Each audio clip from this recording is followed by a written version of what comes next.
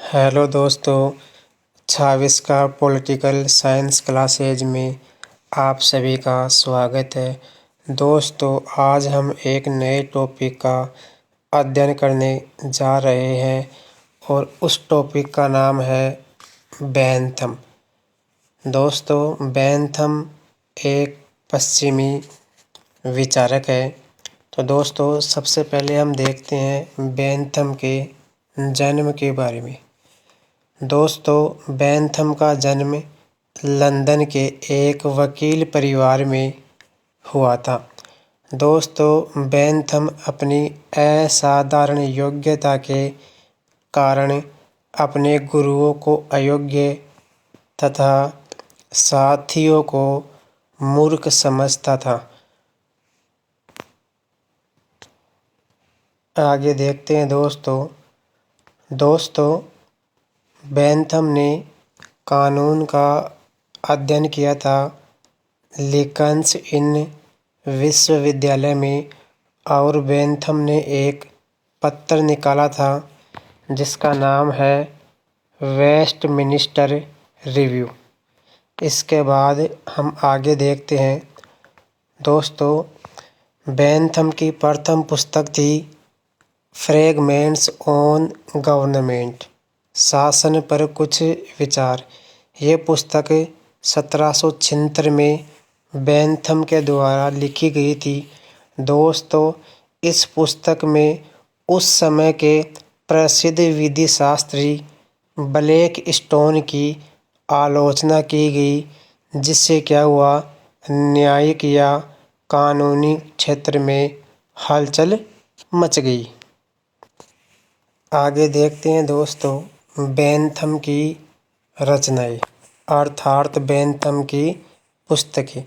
Bentham की प्रथम पुस्तक थी फ्रेगमेंट्स ऑन गवर्नमेंट, जो 1776 में लिखी गई। अगली पुस्तक थी introduction to the principles of morals and legislation, जो 1789 में लिखी गई थी। और इसी पुस्तक में सुख दुख के बारे में बताया गया है कि सुख दुख को नापा जा सकता है। इसकी अगली पुस्तक है एमिनसिपेट योर कॉलोनीज, ये 1783 में लिखी गई थी। इसके बाद इसकी अगली पुस्तक है एनार्किकल फैलेसीज। अगली पुस्तक है दी ट्रीटाइज ऑन जुडिशियल एविडेंस।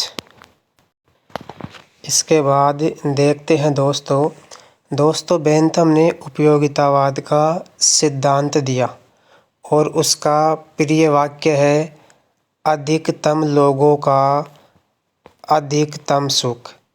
अधिकतम लोगों का अधिकतम सुख। बैंथम ने उपयोगितावाद का सिद्धांत दिया था।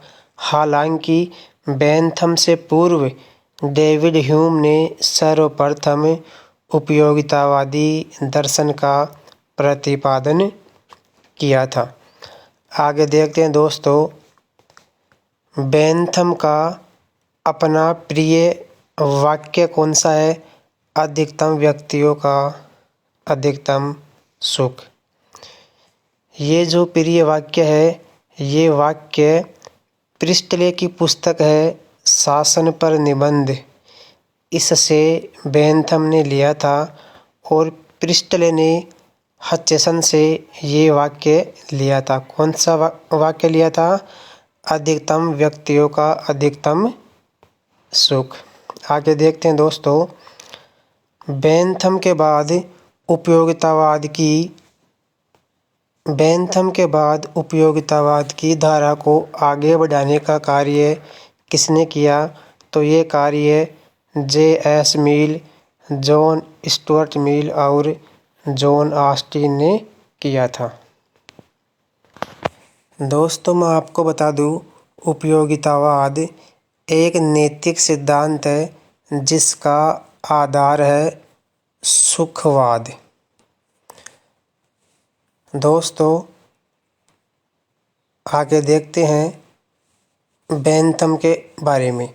दोस्तों, बेंथम नैतिकता की परंपरागत धारणा का खंडन करता था, अर्थात बेंथम के दर्शन में नैतिकता के लिए कोई स्थान नहीं था।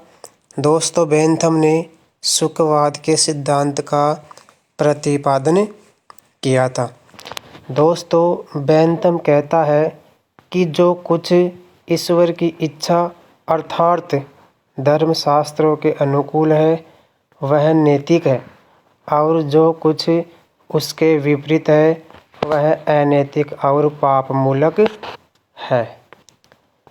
दोस्तों, बेंथम कार्य का उद्देश्य क्या है, इसको महत्व नहीं देता था। बेंथम कार्य के उद्देश्य की अपेक्षा परिणाम को महत्व देता था। बेंथम कहता था कि कार्य का उद्देश्य क्या है, इससे मेरे को कोई मतलब नहीं है, उसे सिर्फ परिणाम से मतलब है कि परिणाम कैसा है।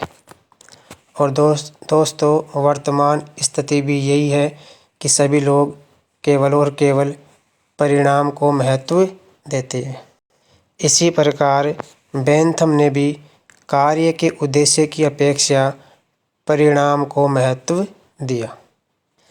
आगे देखते हैं दोस्तों, बेंथम कौन? बेंथम। दोस्तों, बेंथम विभिन्न सुखों में गुण का नहीं बल्कि केवल परिणाम का भेद, परिणाम बोल दो, मात्रात्मक बोल दो या संख्यात्मक बोल दो।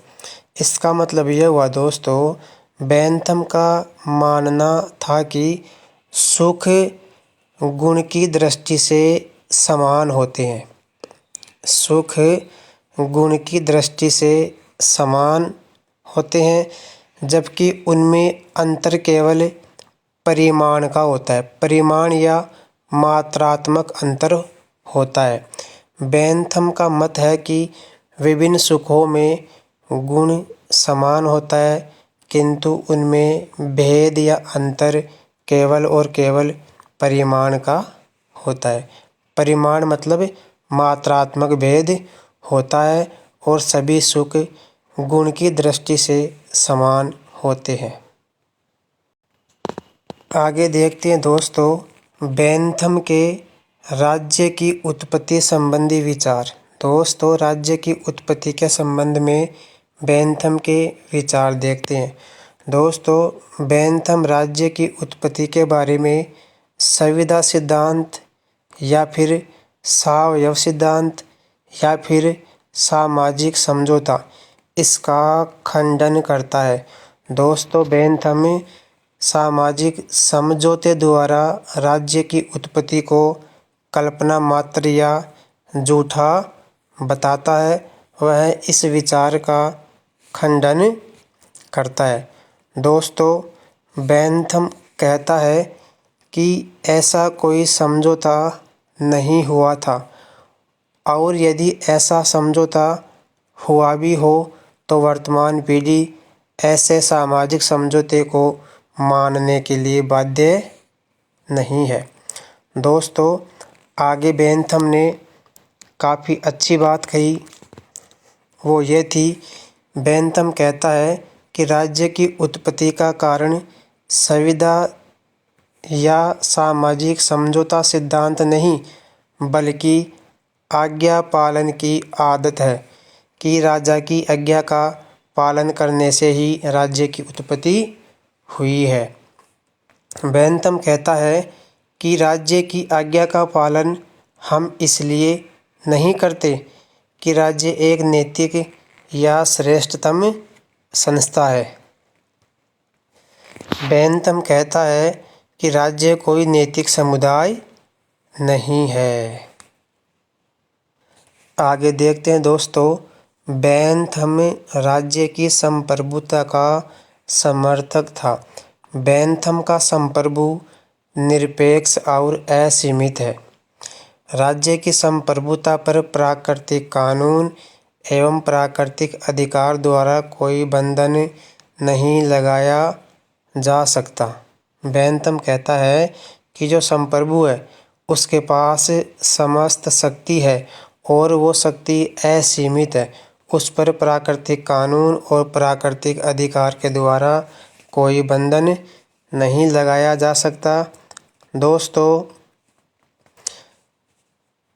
फिर भी बेंथम का संप्रभु निरंकुश नहीं है।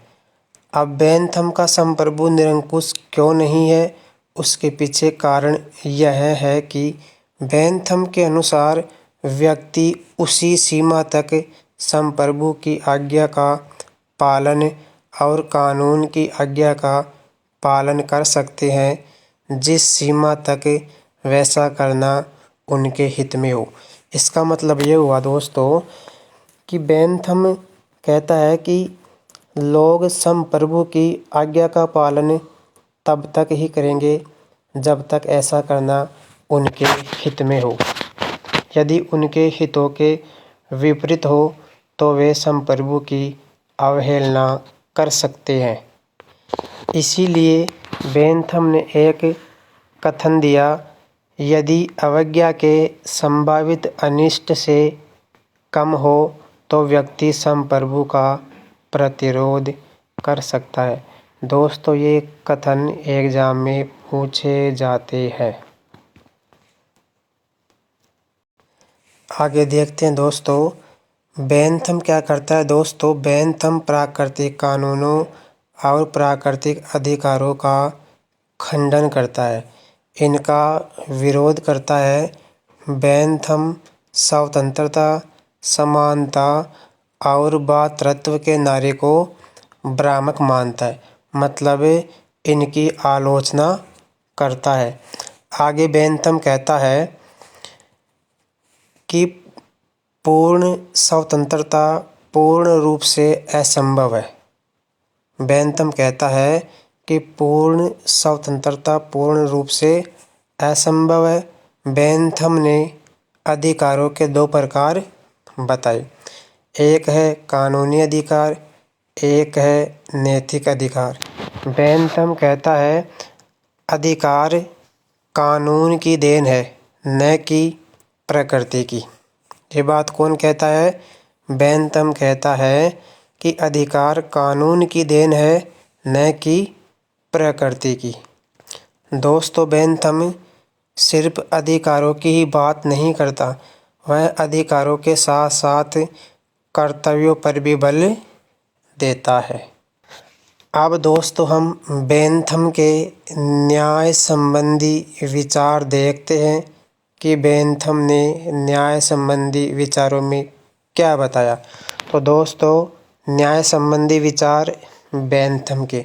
दोस्तों, बेंथम का मानना है कि न्याय का आधारभूत सिद्धांत अधिकतम लोगों का अधिकतम हित होना चाहिए, मतलब जितना हो सके उतने लोगों का भला या हित होना चाहिए।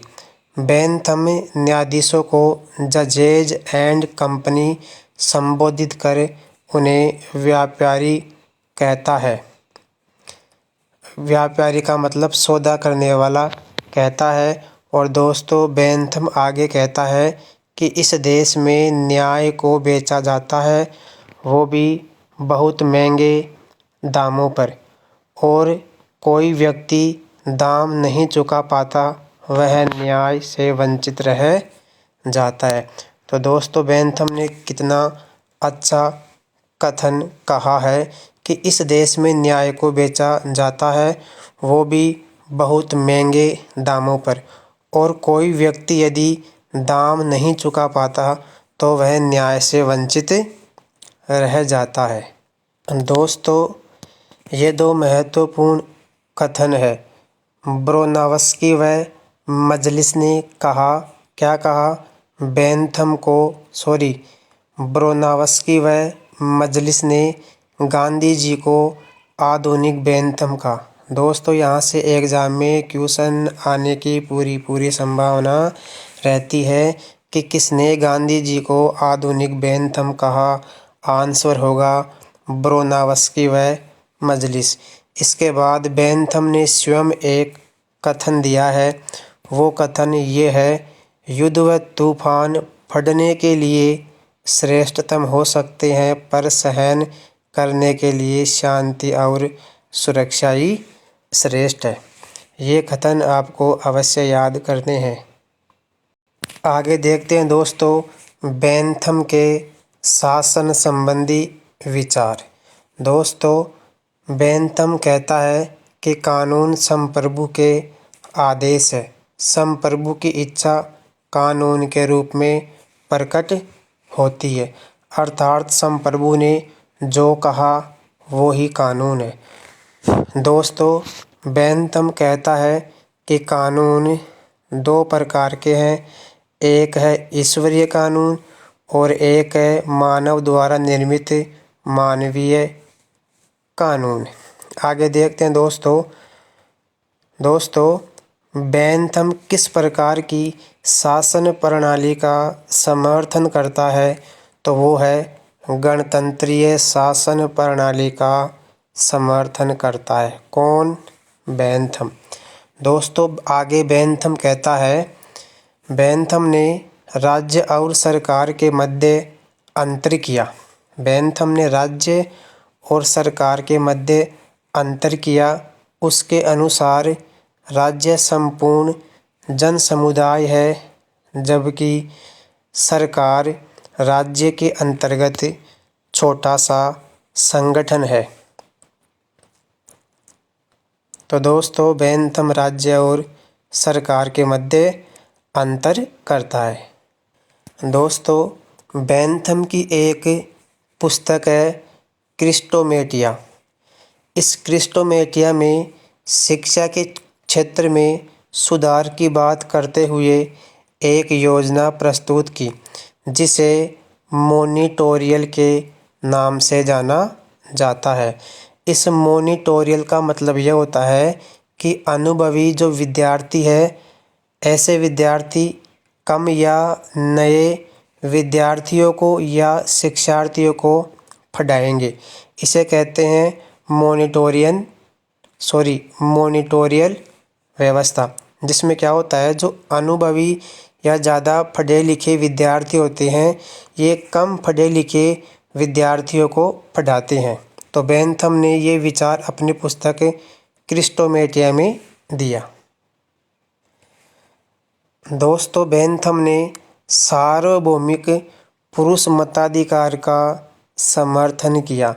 दोस्तों बेंथम स्त्री मताधिकार का विरोध करता है।